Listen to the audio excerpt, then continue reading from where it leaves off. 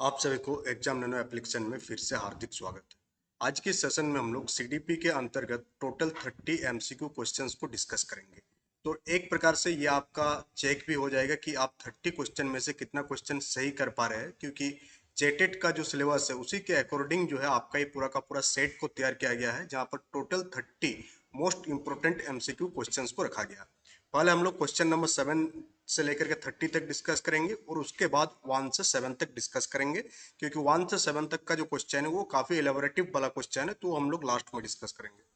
तो question number 7 आपसे यहाँ पूछा जा रहा है कि एनोरेक्सिया नर्वोजा ईजे। तो एक टाइप से आप देखेंगे कि जो डिसऑर्डर वाला बच्चों में क्या देखा जाता है कि डिफरेंट टाइप ऑफ डिसऑर्डर देखा जाता है जब वो स्कूल में पढ़ते हैं या जब वो स्कूल में एडमिशन लेते हैं, उसके बाद उसका जो डिसऑर्डर है वो पकड़ में आता है। क्यों पकड़ में आता है? क्योंकि उस टाइम टीचर जो है उसको ऑब्जर्व करते हैं कि आखिर बच्चा कोई चीज़ अगर सीख नहीं पा रहा तो क्यों नहीं सीख पा रहा है, जरूर उसके पीछे के कुछ कारण होगा। तो उसी सब जब फाइंडिंग होता है तो डिफरेंट टाइप ऑफ डिसऑर्डर हम लोगों को देखने को मिलता है। उन्हीं में से एक डिसऑर्डर है जिसका नाम है एनोरेक्सिया नर्वोजा। तो ये किस प्रकार का डिसऑर्डर है ये आपसे पूछा जा रहा है कि ये एक स्लीपिंग डिसऑर्डर है, कि निद्रा संबंधी विकार है, कि ये एक मानसिक विकार है, कि ये एक आहार ग्रहण संबंधी विकार है, या एक फिजिकल डिसऑर्डर है। तो एनोरेक्सिया नर्वोजा क्या है? एक प्रकार का ईटिंग डिसऑर्डर है। इसमें क्या होता है कि जब भी बच्चे कुछ भी खाने लगते हैं या कोई, ये वयस्क लोगों के साथ भी होता है, जब भी वो कोई भी चीज खाते हैं तो उसका वजन जो है, वेट जो है, अचानक बढ़ने लगता है। और इसी डिसऑर्डर को हम लोग कहते हैं एनोरेक्सिया नर्वोजा। तो आपको याद रखना होगा कि एनोरेक्सिया नर्वोजा किस टाइप का डिसऑर्डर है। ये एक टाइप ऑफ ईटिंग डिसऑर्डर है। एक फुल फॉर्म आपसे पूछा जाता है बार बार एग्जाम में, BMI। BMI का फुल फॉर्म क्या है? तो BMI का फुल फॉर्म होता है बॉडी मास इंडेक्स, और इसी से हम लोग पता करते हैं कि अकॉर्डिंग टू आवर हाइट हम लोगों का वजन कितना होना चाहिए। तो ये क्या, बॉडी मास इंडेक्स से हम लोग क्या करते हैं, इसको फाइंड करते हैं कि हम लोगों का जो हाइट है उसके अकॉर्डिंग वजन हम लोगों का कितना होना चाहिए। और एनोरेक्सिया नर्वोजा क्या है? एक आपका ईटिंग डिसऑर्डर है। तो यहाँ तक क्वेश्चन नंबर 7 आपका क्लियर हो गया। और जब भी आप सेशन को देखेंगे तो आप कोशिश करेंगे कि आप ये काउंट करते चले कि आउट ऑफ 30 कितना क्वेश्चन आपका सही हो रहा। Let's move to the question number 8। Question number 8 आपसे पूछा जा रहा कि मंद प्रकाश के प्रभावन के बाद तीव्र प्रकाश से समायोजन की प्रक्रिया क्या कहलाती है? जैसे कि जब भी आप मान लेते हैं कि आप रूम में बैठे हुए हैं और उस टाइम जो लाइट है बहुत ही कम लाइट है, यानी कि डिम लाइट है, और अचानक ज्यादा ब्राइट लाइट आ जाता है। आप मानकर चल सकते हैं कि आप उस टाइम बैठे थे रूम में जब रूम में क्या था, करंट नहीं था, और अचानक जब करंट आ जाता है तो ब्राइट लाइट आ जाता है। तो उस टाइम हम लोगों का जो आंख है, पूरा का पूरा सिस्टम को क्या करता है, समायोजित करता है, एडजस्ट करता है। तो इस प्रक्रिया को क्या कहते हैं ये आपसे पूछा जा रहा है। तो इस प्रक्रिया को हम लोग कहते हैं प्रकाश अनुकूलन, यानी कि लाइट का एडेप्टेशन। आप साइंस में जाएंगे तो इसका अलग टर्म आएगा, बट यहाँ सीडीपी में इसको हम लोग क्या कहते हैं, लाइट एडेप्टेशन के नाम से जानते हैं। यानी कि डिम लाइट से ब्राइट लाइट की ओर जाना या ब्राइट लाइट से डिम लाइट की ओर जाएंगे तो भी अपना आंख जो है क्या करेगा, ये समायोजित एडजस्ट करने की कोशिश करेगा अपने आप को, जिसे हम लोग लाइट एडेप्टेशन के नाम से जानते हैं। तो क्वेश्चन नंबर 8 का आंसर ऑप्शन नंबर बी हो जाएगा। यहाँ तक आपको चीजें क्लियर हो गया। Move to the question number 9। और क्वेश्चन नंबर 9 आपसे यहाँ पूछा जा रहा है। क्वेश्चन नंबर 9 थोड़ा सा इलेबरेटिव वाला क्वेश्चन है। आप ध्यान से देखेंगे ऑप्शन को तो इजीली इसका आंसर आप कर सकते हैं। क्वेश्चन नंबर 9 क्या कह रहा है कि which of the following statement is correct about learning. तो इस टाइप के जब भी क्वेश्चन पूछा जाएगा तब आप ध्यान देंगे, क्या ध्यान देंगे कि ये करेक्ट पूछा है कि इनकरेक्ट पूछा है। कभी कभी हम लोग यहाँ पर इनकरेक्ट पूछा होता है, बट जब हम लोग आंसर करते हैं तो करेक्ट वाला आंसर करके आ जाते हैं। उस केस में आपका आंसर गलत हो जाएगा। तो यहाँ पर करेक्ट है कि इनकरेक्ट है, इस चीज को आप सीडीपी में काफी ध्यान देंगे। सीडीपी में इसी टाइप के क्वेश्चन से आपको फंसाया जाता है। तो अधिगम के संबंध में कौन सा कथन सही है ये आपसे पूछा जा रहा है। सबसे पहले बोला जा रहा है कि बिहेवियर में होने वाला स्थायी परिवर्तन अधिगम है, यानी learning is any relatively permanent change in behaviour. यानी जब भी हम लोग का बिहेवियर में कोई भी चेंज होता है तो वो एक प्रकार का क्या होता है, आपका लर्निंग होता है। तो ये आपका लर्निंग के बारे में एक करेक्ट स्टेटमेंट है। ऑप्शन नंबर बी आप देखेंगे तो यहाँ बोला जा रहा है कि अधिगम में सदैव किसी न किसी तरह का अनुभव सम्मिलित रहता है। Learning always involve some kind of experience. और हम लोग ये जानते हैं कि हम लोग कब बेटर लर्न करते हैं, जब हम लोग उस चीज को बेटर तरीके से एक्सपीरियंस करते हैं। तो एक्सपीरियंस का लर्निंग के साथ कैसा रिलेशन है, पॉजिटिव रिलेशन है। तो इस चीज को याद रखिएगा आप कि एक्सपीरियंस का लर्निंग के साथ कैसा रिलेशन है, पॉजिटिव रिलेशन है। तो इसके कारण ये स्टेटमेंट भी क्या हो जाएगा, आपका सही स्टेटमेंट हो जाएगा। ऑप्शन नंबर सी आप ध्यान से पढ़ेंगे तो ऑप्शन नंबर सी बोला जा रहा है यहाँ पर कि अधिगम एक अनुमानित प्रक्रिया है और निष्पादन से भिन्न है। Learning is an inferred process and a different from performance. तो लर्निंग क्या है, एक प्रकार का अनुमानित प्रक्रिया है, ये भी आपका सही है। तो यानी कि ये जो सी स्टेटमेंट है ये भी सही है। तो ऑप्शन नंबर डी क्या है कि ऑल ऑफ द करेक्ट। तो इससे क्या क्लियर हो गया कि जितने भी ऑप्शन है ये सारे ऑप्शन क्या है, लर्निंग के बारे में सही कथन है। इसलिए इसका आंसर हो जाएगा आपका ऑप्शन नंबर डी। तो क्वेश्चन नंबर 9 भी आपको क्लियर हो गया कि लर्निंग के बारे में कौन कौन सा पॉइंट है जो आपको याद रखना है। तो हम लोग डिफरेंट टाइप ऑफ मेथड्स हम लोग सीखते हैं, जैसे कि आपका लर्निंग डिफरेंट टाइप ऑफ होता है, जैसे कि आपका हो गया कॉग्निटिव लर्निंग हो गया, अफेक्टिव लर्निंग हो गया, फंक्शनल लर्निंग हो गया। ये सर आपका लर्निंग का टाइप्स है, बट यहाँ पर पूछा जा रहा है कि कौन सा लर्निंग के बारे में स्टेटमेंट सही है। तो इस टाइप का जब भी स्टेटमेंट बेस्ड क्वेश्चन आए तो ये सारे क्वेश्चन काफी आसान आता है एग्जाम में। ऐसा नहीं कि क्वेश्चन बड़ा दिख रहा है आपको तो आप घबरा जाए, वहां पर आप चीजों को देखेंगे, ऑप्शन को आप देखेंगे, ऑप्शन को समझने की आप कोशिश करेंगे, तो आप चीजों को रिलेट कर पाएंगे और उस क्वेश्चन का आंसर आप सही देकर आ पाएंगे। तो क्लियर हो गया question number 9। Move to the question number 10। Question number 10 आपसे पूछा जा रहा है कि which of the following is not a characteristics feature of formal assessment. हम लोग जानते हैं असेसमेंट, इसमें से पूछा जा रहा है फॉर्मल असेसमेंट के बारे में कौन सा विशेषता नहीं है। तो यहाँ पर क्या पूछा गया था, नॉट ए कैरेक्टरिस्टिक्स। तो इस चीज को आप ध्यान दीजिएगा, क्या पूछा जा रहा है, नॉट ए कैरेक्टरिस्टिक्स। कैरेक्टरिस्टिक्स कौन सा नहीं है किसका, आपका औपचारिक मूल्यांकन का, यानी कि फॉर्मेटिव असेसमेंट का।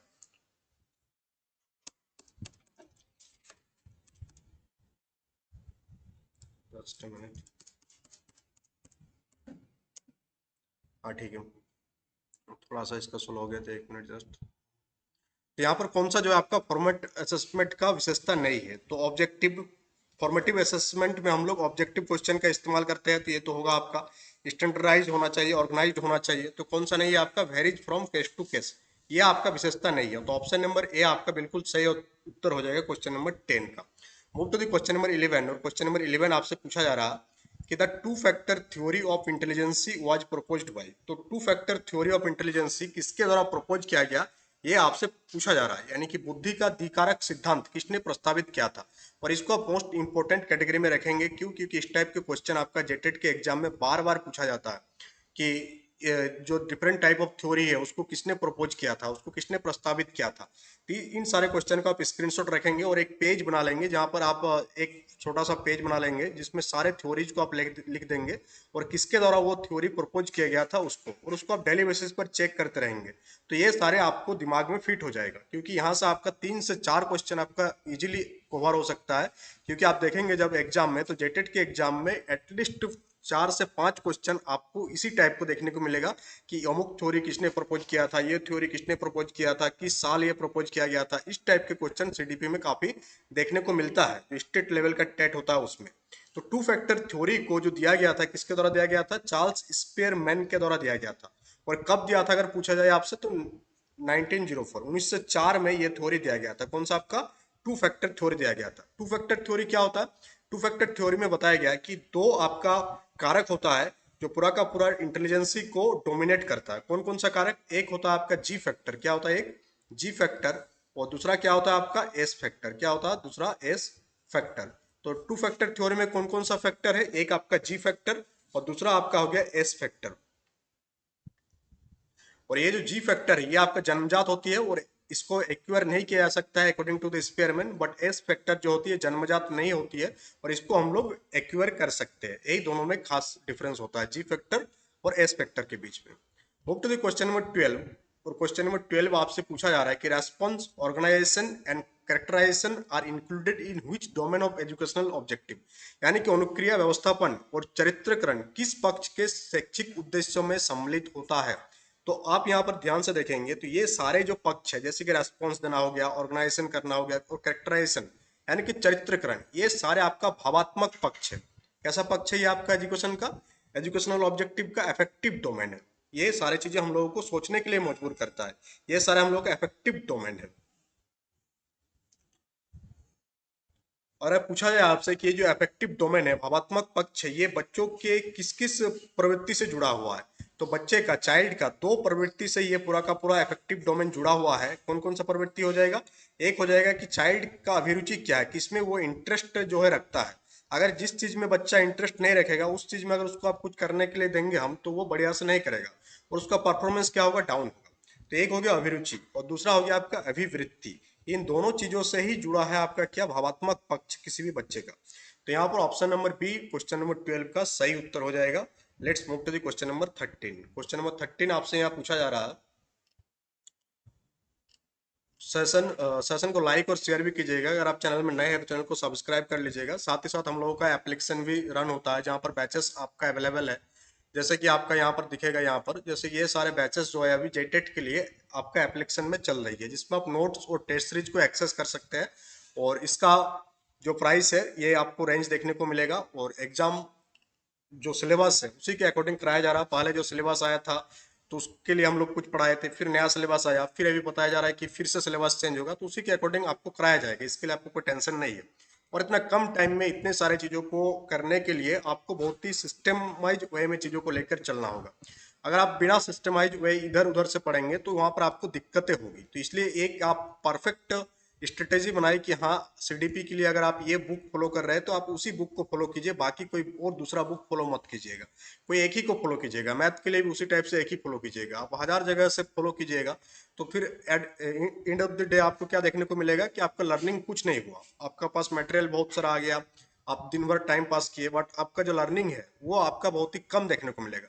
इसलिए ये कोशिश कीजिएगा कि जो भी चीज़ें आप करेंगे वो एट ए टाइम एक काम कीजिएगा और साथ ही साथ मल्टीपल टाइम उसको रिवीजन करने की कोशिश कीजिएगा। यह पूछा जा रहा है आपसे कि क्वेश्चन नंबर 13 कि which of the following is not A technique of motivation. इनमें से कौन सा मोटिवेशन का टेक्निक नहीं है। तो इनमें से आप ध्यान से देखेंगे तो रिवार्ड एंड पनिशमेंट ये आपका मोटिवेशन का टेक्निक है। जैसे हम लोगों को जब हम लोग स्कूल में पढ़ते थे बच्चे में क्लास टाइम में, तो वहाँ क्या होता था, बोला जाता था कि ठीक है कल क्विज कंपटीशन होगा, जो फर्स्ट सेकंड थर्ड आएगा उसको प्राइज दिया जाएगा। यानी रिवार्ड से हम लोग क्या लर्निंग की ओर क्या हो रहे थे, मोटिवेट हो रहे थे। साथ ही साथ पनिशमेंट से भी लर्निंग की ओर मोटिवेशन होता है, बट ये पॉजिटिव नहीं है, ये नेगेटिव है। बहुत बार क्या होता है कि कुछ होमवर्क करके नहीं आए तो पनिशमेंट दे दिया, फिर नेक्स्ट डे हम लोग क्या कोशिश करते थे कि होमवर्क ऑन द टाइम हो जाए। तो reward and punishment is the part of और द और हम लोग कह सकते हैं कि it is a technique of motivation. Option number B है प्रशंसा और निंदा। तो प्रशंसा और निंदा, प्रेज एंड रिप्रूव, दोनों ही आपका मोटिवेशन का पार्ट है। नोवेल्टी, नवीनता, जब कोई चीज नया हम लोग करते हैं तो हम लोग बहुत ही बेहतर ढंग से करने की कोशिश करते हैं, तो नोवेल्टी भी आपका क्या है, टेक्निक है मोटिवेशन का। बट रिकॉल यानी कि बार बार कोई चीज को रिकॉल करना, ये आपका मोटिवेशन का पार्ट नहीं है, टेक्निक नहीं है मोटिवेशन का। भले रिकॉल से आप चीजों को लंबे टाइम तक याद रख सकते हैं, but it is not A part of motivation. तो ये आपका मोटिवेशन का पार्ट नहीं है। इसका आंसर ऑप्शन नंबर डी हो जाएगा। Move to the question number 14। Question number 14 आपसे पूछा जा रहा है कि factor influencing emotional development in children, यानी बच्चों के संवेगात्मक विकास को प्रभावित करने वाला कौन कौन सा कारक है। तो चारों ऑप्शन आप देखेंगे और इसका आंसर करने की कोशिश करेंगे कि बच्चों का जो इमोशनल डेवलपमेंट है उसको जो है कौन कौन सा चीज जो है प्रभावित करता है। तो इमोशनल डेवलपमेंट को कौन कौन सा चीज, एक हेल्थ एंड फिजिकल डेवलपमेंट, बच्चा का हेल्थ और शारीरिक विकास सही से हो रहा होगा तो उसका जो इमोशनल डेवलपमेंट होगा वो भी क्या होगा, पॉजिटिव होगा। तो ये तो आपका इन्फ्लुएंस करता है, तो ये पॉजिटिव है। फैमिली एटमोस्फियर एंड रिलेशनशिप, अगर घर का परिवार अच्छा रहेगा और उसको जैसा वातावरण मिलेगा, फ्रेंड सर्कल मिलेगा, उससे भी क्या होगा, आपका बच्चों का विकास होगा। तो ऑप्शन नंबर बी भी सही है। ऑप्शन नंबर सी है कि पड़ोस, समुदाय और समाज, नेबरहुड, कम्युनिटी एंड सोसाइटी। तो ये सारे चीजें क्या करता है, बच्चों का इमोशनल डेवलपमेंट, बच्चा का जो संवेगात्मक विकास है, भावनात्मक विकास है, उसको क्या करती है, प्रभावित करती है। तो ऑप्शन नंबर डी इसका सही उत्तर हो जाएगा क्वेश्चन नंबर 14 का। इमेच्योरिटी हो गया, आपका इंटेलिजेंसी हो गया, स्कूल का इन्वायरमेंट हो गया, आस पड़ोस के लोग हो गए, आस अपने फ्रेंड सर्किल हो गया, ये सारी चीजें जो है आपका किसको इन्फ्लुएंस करता है, बच्चों का ओवरऑल डेवलपमेंट को इन्फ्लुएंस करता है, जिसमें आपका इमोशनल डेवलपमेंट भी काउंट में आ जाएगा। नेक्स्ट क्वेश्चन काफी इंपॉर्टेंट है और ये बार बार बहुत सारे एग्जाम में पूछा गया है। Type R conditioning is known as, type R conditioning को हम लोग किस कंडीशनिंग के नाम से हम लोग जानते हैं।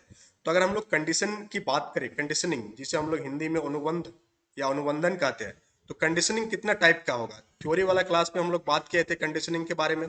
तो सबसे पहले क्वेश्चन आपसे पूछ रहा है कि कंडीशनिंग जो है, कंडीशनिंग का जो थ्योरी है ये किसके द्वारा दिया गया, सबसे पहला। तो हाँ, कंडीशनिंग का जो टाइप्स है जो यहाँ पर हम लोग बता रहेंगे वो स्किनर के अकॉर्डिंग बताएंगे। तो स्किनर के अकॉर्डिंग जो है कंडीशनिंग कितना प्रकार का होता है, अगर आपसे पूछा जाए कि स्किनर के अकॉर्डिंग कंडीशनिंग कितना टाइप का होता है, तो स्किनर के अकॉर्डिंग कंडीशनिंग दो टाइप का होता है, जिसे हम लोग कहते हैं स्टिमुलस कंडीशनिंग। एक हो गया आपका स्टिमुलस कंडीशनिंग स्टिमुलस कंडीशनिंग, और दूसरा हो गया आपका रेस्पॉन्स कंडीशनिंग। क्या हो गया आपका? Response conditioning. इसके बारे में हम लोग डिटेल्स में हम लोग डिस्कस किए थे थ्योरी वाला क्लास में। तो यहाँ स्टिमुलस और रेस्पॉन्स ये दो टाइप है आपका कंडीशनिंग का अकॉर्डिंग टू द स्किनर। और यहाँ पूछा जा रहा है कि आर कंडीशनिंग को हम लोग किस नाम से जानते हैं? तो आर कंडीशनिंग को हम लोग ऑपरेंट कंडीशनिंग के नाम से जानते हैं। किसके नाम से जानते हैं? ऑपरेंट कंडीशनिंग का नाम से हम लोग जानते हैं। और ये जो ऑपरेंट कंडीशनिंग थ्योरी है ये किसके द्वारा दिया गया अगर आपसे पूछा जाए? तो ऑपरेंट कंडीशनिंग थ्योरी भी किसके द्वारा दिया गया? स्किनर के द्वारा ही दिया गया। किसने प्रोवाइड किया? किसने दिया था? स्किनर के द्वारा जो है आपका ऑपरेंट कंडीशनिंग थ्योरी दिया गया। तो ऑप्शन नंबर बी आपका यहाँ पर सही उत्तर हो जाएगा। Move to the question number 15 और सॉरी यहाँ पर 16 है, क्वेश्चन नंबर 15। हाँ, क्वेश्चन नंबर 16। क्वेश्चन नंबर 16 आपसे पूछा जा रहा है कि self actualisation needs are related to, आत्म सिद्धि की आवश्यकता किससे संबंधित है? तो सेल्फ एक्चुअलाइजेशन का जो संबंध है वो किससे है आपका? मास्लोस का जो ह्यूमनिस्टिक थ्योरी ऑफ लर्निंग है इससे जुड़ा हुआ आपका सेल्फ एक्चुअलाइजेशन। इसके लिए आपका मास्लो का जो ह्यूमनिस्टिक थ्योरी ऑफ लर्निंग है उसको देखना होगा। इसमें हम लोगों का कितना पार्ट मिलता है? 5। कितना मिलता है आपका? 5। एक हो गया आपका सबसे पहला आएगा फिजिकल नीड्स, सेकंड में आएगा सेफ्टी एंड सिक्योरिटी, थर्ड में आएगा लव एंड बिलोंगिंग, फोर्थ में आएगा आपका सेल्फ स्टीम, और फिफ्थ में आएगा सेल्फ एक्चुअलाइजेशन। और आपसे यही पूछा गया था क्वेश्चन में कि सेल्फ एक्चुअलाइजेशन जो है वो किससे रिलेटेड है? तो ये आपका मास्लोस थ्योरी ऑफ लर्निंग से आपका रिलेटेड है। सबसे पहले हम लोगों का क्या होता है कि हम लोग अपना फिजिकल नीड को कंप्लीट करने की प्रयास करते हैं, और जैसे ही हम लोगों का अपना साइकोलॉजिकल नीड्स पूरा होती है तो हम लोग फिर सेफ्टी एंड सिक्योरिटी में चले जाते हैं।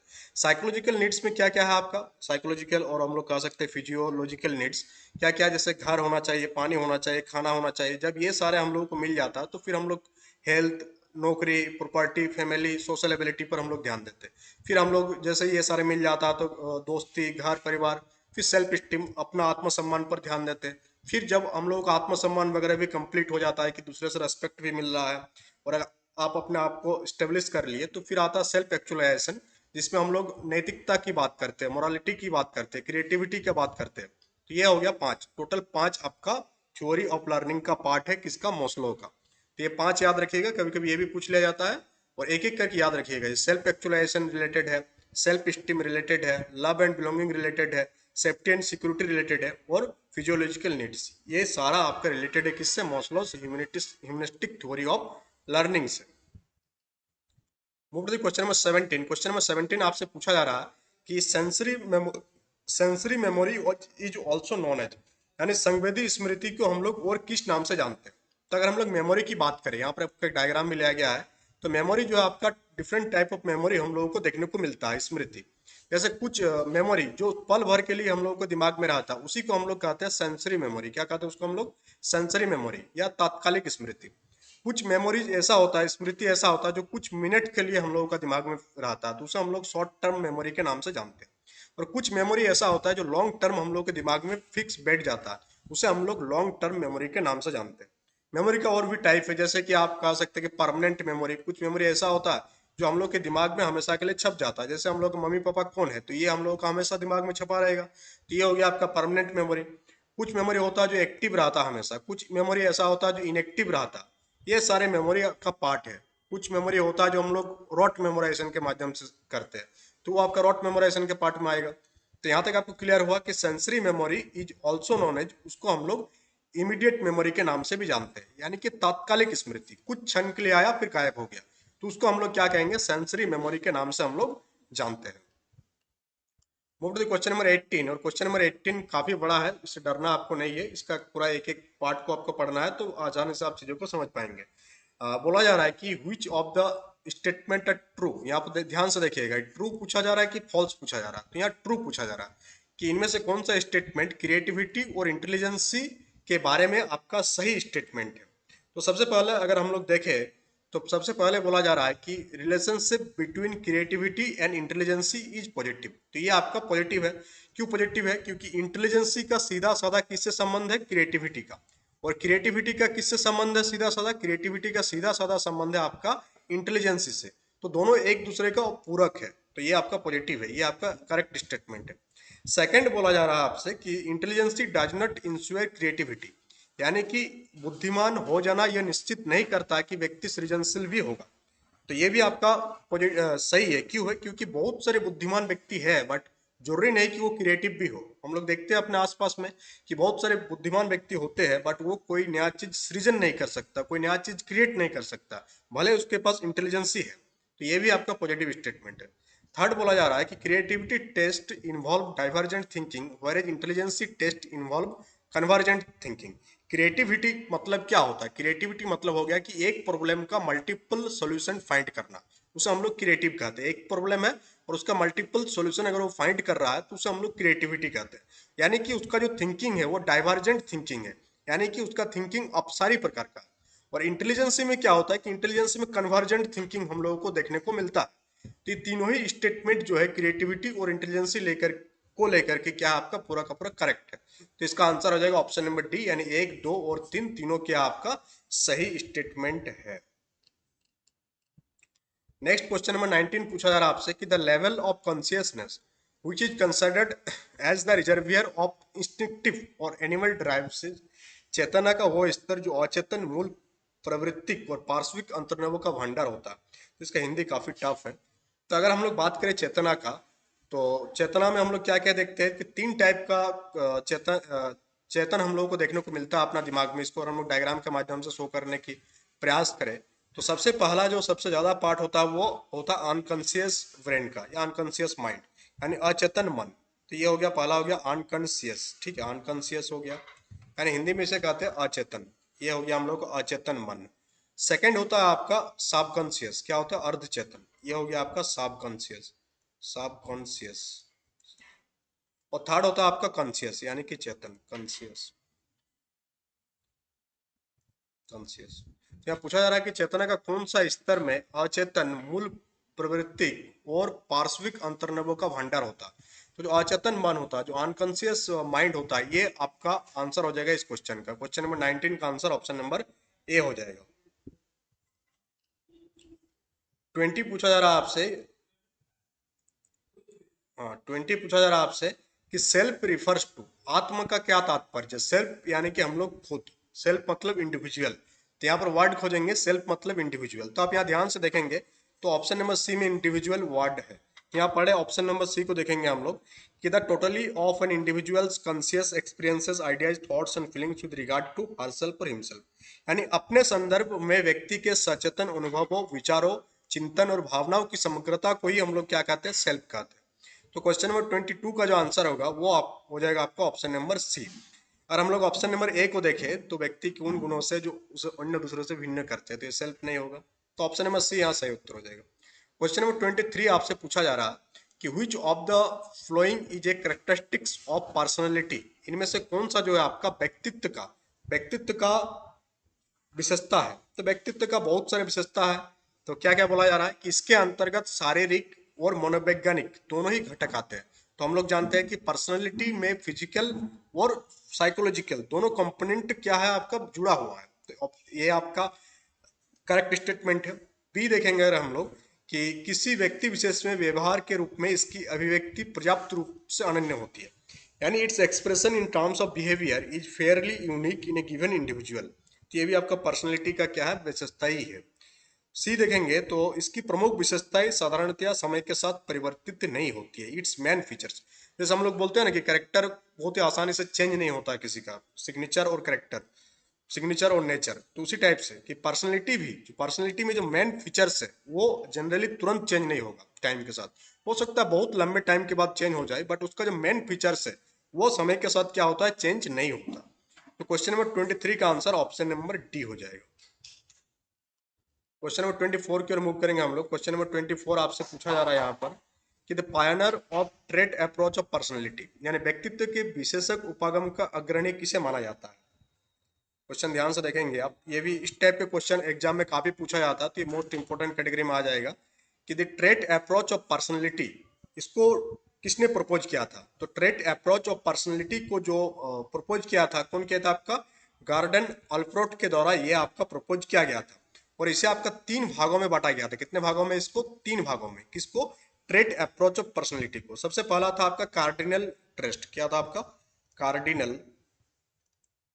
Cardinal trait. सेकंड में होता है सेंट्रल ट्रेट, सेंट्रल ट्रेट। और थर्ड में होता है आपका सेकेंडरी ट्रेट, क्या होता है? Secondary trait.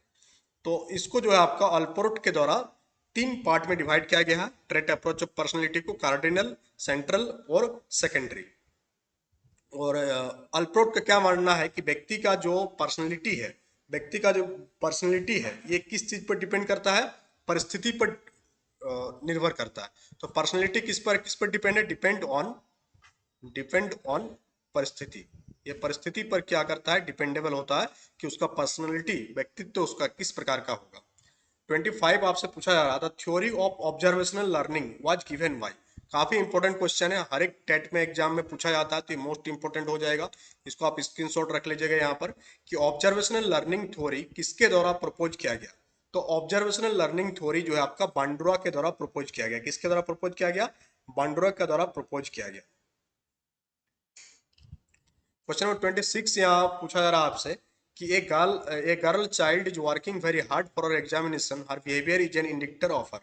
यानी कि जस्ट ए मिनट, हाँ, एक बालिका अपनी परीक्षा के लिए बहुत मेहनत करती है, उसका ये बिहेवियर किस चीज का संकेतक है। तो उसका ये बिहेवियर जो है हाई अचीवमेंट मोटिवेशन का संकेतक है। अगर कोई भी बच्चा एग्जाम के लिए तैयारी कर रहा है और बहुत ही हार्ड तैयारी कर रहा है, तो इसका मतलब क्या है, वो मोटिवेट है अपने अचीवमेंट को हाई करने को लेकर के। और वहीं पर कोई बच्चा अगर ज्यादा सीरियस नहीं है, मोटिवेट नहीं है किसी चीज को लेकर के, इसका मतलब उसका अचीवमेंट हाई वहां पर नहीं है। तो ऑप्शन नंबर बी यहाँ बिल्कुल सही उत्तर हो जाएगा। Move to the question number 27 पूछा जा रहा है आपसे कि rewards play a significant role in learning. हम लोग क्या देखें कि सीखने में रिवार्ड एक इंपॉर्टेंट रोल आपका प्ले करता है। Is the main characteristics of which of the following approach of learning. इसमें लर्निंग का कौन सा अप्रोच जो फॉलो होता है, जिसमें हम लोग ये करते हैं कि लर्निंग कराने के लिए हम लोग क्या करते हैं, रिवार्ड देते हैं उसको। तो ये जो है आपका किस पर डिपेंडेबल है, ये आपका बिहेवियरिस्ट थ्योरी पर डिपेंडेबल है। किस पर, आपका बिहेवियरवादी, व्यवहारवादी पर ये क्या डिपेंडेबल है कि रिवार्ड क्या करता है, लर्निंग में एक इंपॉर्टेंट रोल प्ले करता है। क्वेश्चन नंबर 28 ये मोस्ट इंपॉर्टेंट है कि नेगेटिव रेनफोर्समेंट यानी नकारात्मक पुनर्बलन का मतलब क्या होता है। तो नकारात्मक पुनर्बलन का मतलब होता है कि अप्रिय उद्दीपन को समाप्त करना, टर्मिनेटिंग एन अनप्लीजेंट स्टिमुलस। तो ऑप्शन नंबर डी यहाँ बिल्कुल सही उत्तर हो गया। अगर हम लोग बात करें कि ये कहाँ से जुड़ा हुआ, तो ऑपरेंट कंडीशनिंग थ्योरी, कौन सा थ्योरी से जुड़ा हुआ, operant conditioning theory, conditioning theory. और ये ऑपरेंट कंडीशनिंग थ्योरी किसके द्वारा दिया गया, अभी अभी हम लोग डिस्कस किए।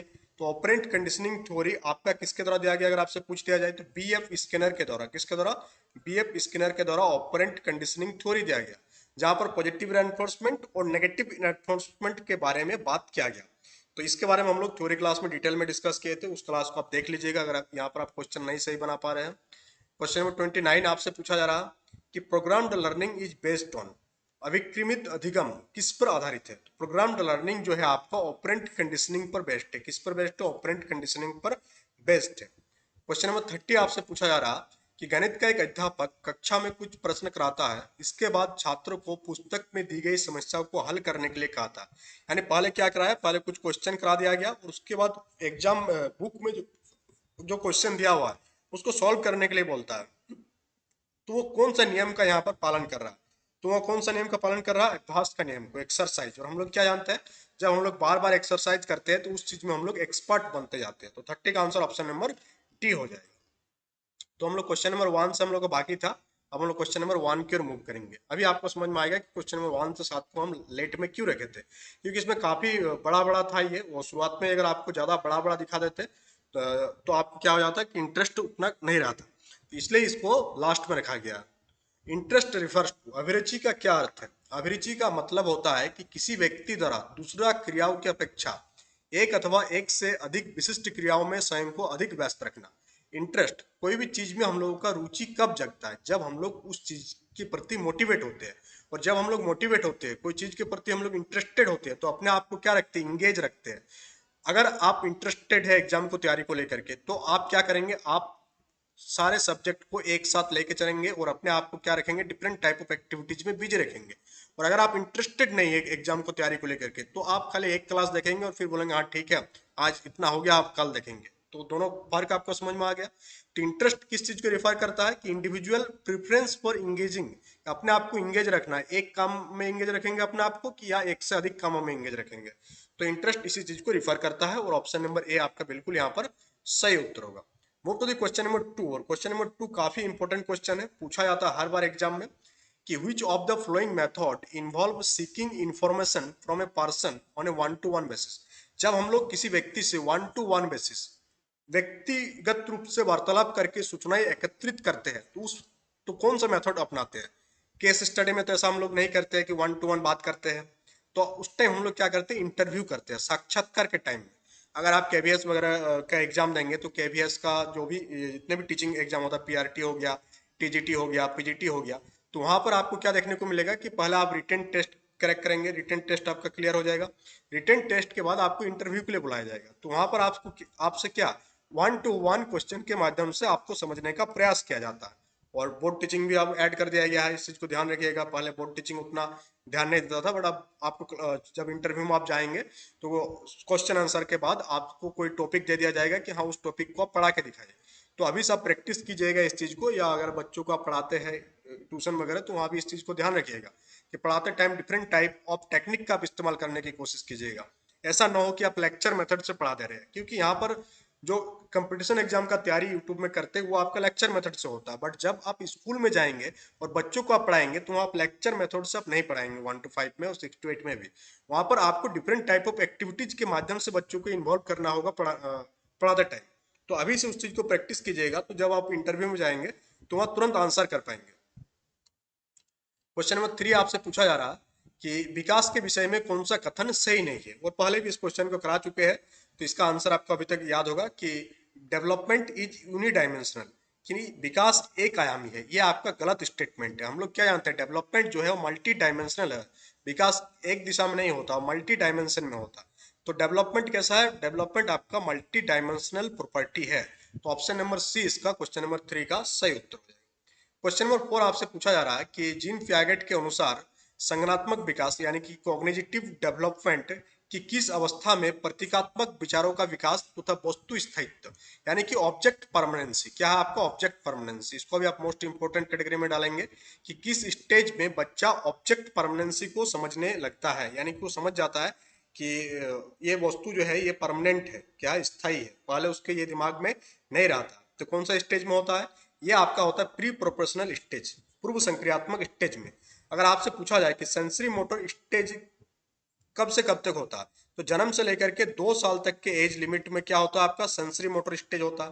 प्री प्रोपोर्शनल स्टेज कब होता है, जब बच्चा 2 से 7 साल तक की उम्र का होता है, तो वो कौन सा स्टेज में होता है, प्री ऑपरेशनल स्टेज में होता है। फिर आपका concrete operational stage, concrete operational stage होता है आपका 7 से 11 साल, कब तक, 7 से 11 साल तक का स्टेज। फॉर्मल ऑपरेशनल अगर आपसे पूछ दिया कब से कब तक है, तो 11 से लेकर के 15 साल तक का एज लिमिट को हम लोग क्या मानते हैं, फॉर्मल ऑपरेशनल स्टेज के रूप में मानते हैं। तो ये भी पूछा जाता है एग्जाम में, इसको भी आप ध्यान रखिएगा।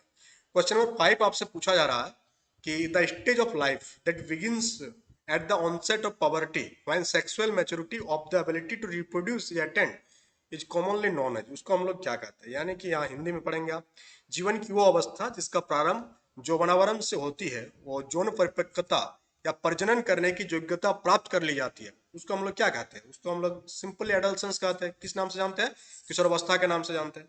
तो क्वेश्चन नंबर 5 का आंसर आपका टी होगा। अगर आपसे पूछ लिया जाए कि एडोलसेंस जो है आपका किशोरों में कितना से कितना आयु वर्ग तक का होता है, तो जनरली हम लोग क्या देखते हैं कि 12 से 18 साल तक के एज लिमिट को हम लोग क्या कहते हैं, किशोरावस्था के नाम से जानते हैं, और बॉयज एंड गर्ल में थोड़ा सा वेरी करता है। क्वेश्चन नंबर 6 आपसे पूछा जा रहा है कि which of the just minute, हाँ, which of the following statement is correct about adolescence, adolescence से संबंधित कौन सा स्टेटमेंट करेक्ट है।